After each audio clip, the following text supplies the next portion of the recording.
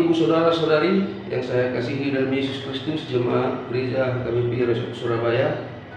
Pada saat ini kita bertemu kembali di dalam renungan pagi HKBP Resort Surabaya, Jumat tanggal 16 Desember 2022. Sebelum kita mendengarkan firman Tuhan, kita berdoa.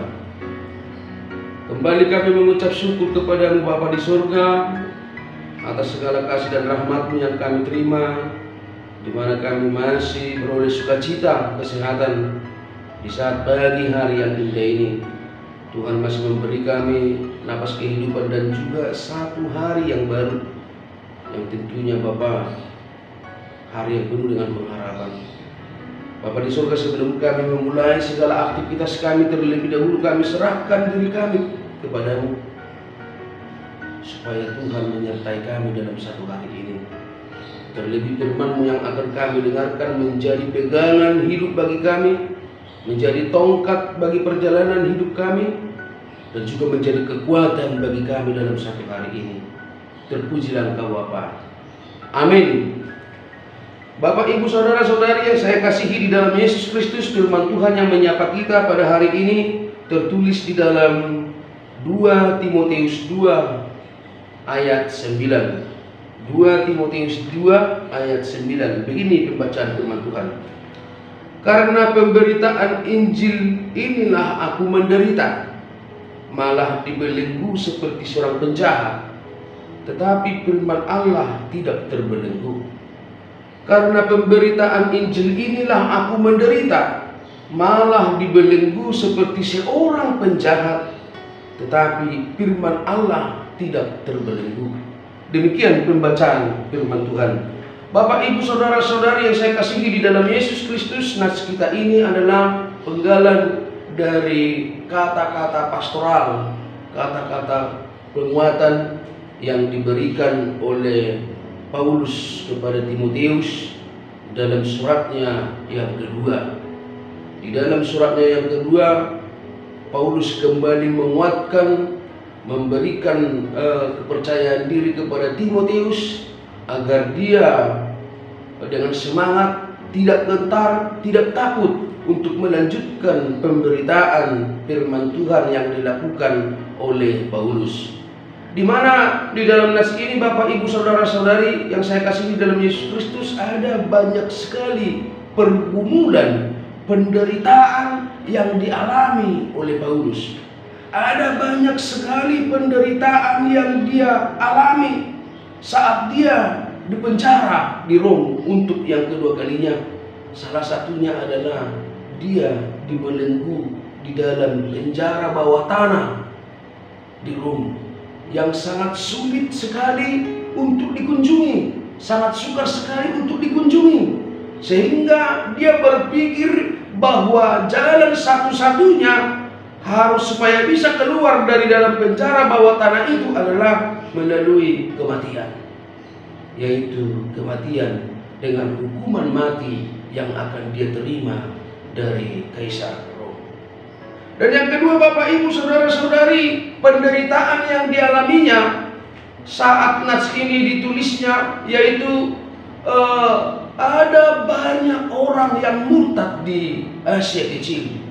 Yang dulunya ketika pelayanan Paulus di sana, ada banyak orang-orang yang mau bertobat dan mau menerima Yesus, yang mau mendengarkan firman Yesus, yang mau mempercayai Yesus. Tetapi akibat dari pemenjaraan Paulus ini, ada banyak sekali orang di Asia Kecil yang murtad, tidak mau lagi menerima Yesus di dalam hidupnya, yang tidak mau lagi mengikuti dan mempercayai apa yang telah disampaikan oleh para rasul, terlebih dari Paulus.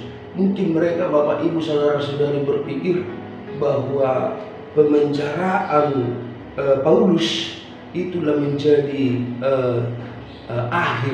kisah akhir dari perjalanan agama Kristen pada saat itu. Itu yang membuat Paulus sangat merasa tertekan dan sangat menderita. Mengapa orang-orang yang percaya di Asia Kecil dengan gampangnya meninggalkan iman, kepercayaan, kekristenan, oleh karena sebab dia dipenjara.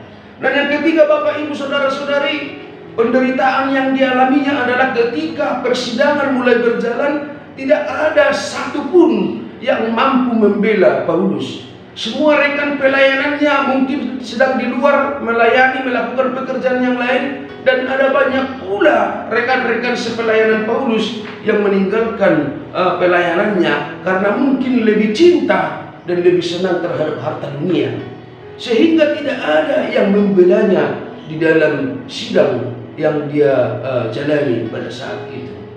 Dan yang keempat, yang paling berat yang dirasakan Bapak Ibu Saudara-saudari, di mana Kaisar Nero yang kita tahu adalah salah satu orang yang paling membenci orang Kristen, di mana dia membakar kota Rom. Dan dia membakar kota Rom dengan mengkambing hitamkan bahwa yang membakar kota Rom itu adalah orang-orang percaya. Dia menculik, dia menangkap orang-orang percaya dan dibunuhnya, disiksanya, dibakar hidup-hidup, dijadikan menjadi lampu penerang bagi setiap kegiatan-kegiatan dosa yang mereka lakukan pada malam hari. Karena ini semua, Bapak Ibu Saudara-saudari, Paulus merasa hidupnya sangat tertekan. Dia sangat menderita, dan harapannya, Bapak Ibu Saudara-saudari, tidak lain adalah Timotius. Dengan apa yang dia alami pada saat ini, dia berharap supaya Timotius bersedia melanjutkan pelayanan Paulus, supaya Timotius bersedia memberitakan firman Tuhan, di mana pada saat itu adalah Timotius masih muda, tergolong muda, dan pada saat itu adalah Timotius dia memiliki tubuh badan yang gampang kena penyakit. Tetapi Paulus memberikan semangat, dia memberikan dorongan, dia memberikan motivasi kepada Timotius supaya Timotius tidak pernah takut dalam memberitakan firman Tuhan. Timotius yang menjadi pengharapan Paulus supaya firman Tuhan tidak terbelenggu. Walaupun Paulus mati dihukum mati, tetapi dia percaya melalui Timotius, melalui orang-orang percaya yang mau memberitakan firman Tuhan, dia percaya bahwa firman Tuhan tidak akan terbelenggu. Itu yang mau Paulus sampaikan kepada Timotius di dalam nats kita ini, supaya melalui Timotius pemberitaan firman Tuhan kembali dilayangkan dan kembali dikerjakan oleh Timotius dengan tidak takut kepada siapapun, tidak gentar kepada apapun yang mencoba untuk menghalangi pelayanannya. Bapak Ibu Saudara-saudari, kita juga sebagai orang Kristen saat ini dihimbau untuk terus percaya, untuk terus melakukan pelayanan, memberitakan firman Tuhan di dalam setiap kehidupan kita. Ada baiknya Bapak Ibu Saudara-saudari kita mengingat, menggumulkan bagaimana beratnya Paulus, Bapak Ibu Saudara-saudari, bagaimana sakitnya yang dia rasakan dalam memberitakan firman Tuhan. Itu menjadi sebuah dorongan bagi kita. Mengapa dia yang dulunya Saulus, yang tidak menerima Yesus, tetapi saat dia berjumpa dengan Yesus di Damsyik, mulai dari situ dia berprinsip bahwa Yesus tidak akan pernah surut di dalam hatinya. Melayani Yesus tidak akan pernah mati di dalam hatinya. Tetapi bahkan ketika dia kembali rebah di tanah akibat kematian, dia yakin bahwa firman Tuhan, pelayanan Tuhan akan tetap dijalankan. Oleh karena itu Bapak Ibu Saudara-saudari, kita diharapkan untuk ikut berpartisipasi, melayani dan memberitakan firman Tuhan di tengah-tengah kehidupan kita sehari-hari, melalui pekerjaan kita, melalui hubungan kita, hubungan sosial kita terhadap orang lain, terhadap perkumpulan-perkumpulan dimanapun kita berada. Ayo beritakan firman Tuhan, beritakan firman Tuhan. Jangan takut kepada penguasa-penguasa yang mencoba untuk memadamkan rasa iman percaya kita, yang mencoba memadamkan semangat yang berapi-api kita, yang berapi-api untuk memberitakan firman Tuhan. Jangan pernah takut Bapak Ibu Saudara-saudari. Tuhan pasti menyertai kita. Tuhan pasti memberi kekuatan. Bahkan dimanapun kita berada, Tuhan selalu memberikan apa yang kita inginkan, apa yang kita butuhkan saat kita melayani Dia.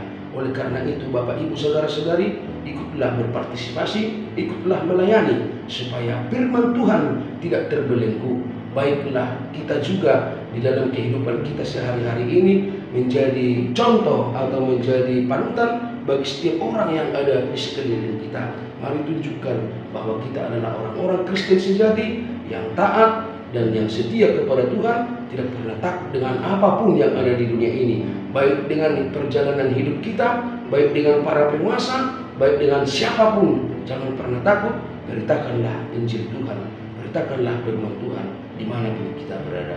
Semoga kita dikuatkan amanginan dalam satu hari ini, kemanapun kita melangkah, Tuhan selalu memberkati kita.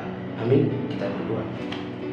Terima kasih Tuhan atas firman-Mu yang kami terima pada pagi hari ini.